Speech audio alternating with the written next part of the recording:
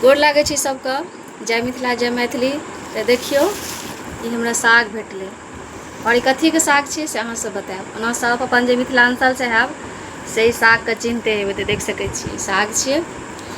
तो काल्हि हम परीक्षा दै के लेल गेल छलियै तो ऑटो से उतरलै तो ई साग हम देखलियै।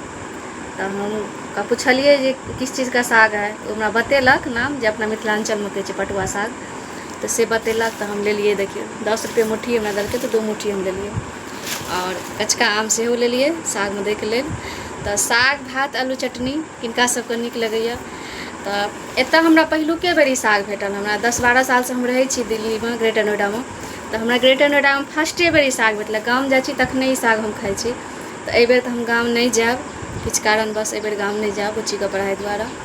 तो देख सकै छियै ई साग हम बनलियै हँ। और किनका सबके नीक लगैया साग भात आलू चटनी से बताएब। तो कते नीक लगै छै ने अपन मिथिलांचल के साग भेटै छै तो कते नीक लगै छै। आब दिल्लियो या कतौ भी रहू तो ई साग सब भेट जाइ छै। तो आब गाम के ओते याद नहीं आबै छै। आमो सब किछु भेट जाइ छै बहुत सुंदर सुंदर।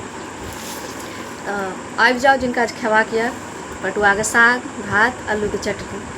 तो हम दिल्ली में पहिलुक बेर बनाएब आ देखै छियै गाँव जेना स्वाद बनै छै कि नहीं बनै छै। किया तो हम दिल्ली में पहिलुके बेर ई साग लेलहुँ हँ। तो जय मिथिला जय मैथिली।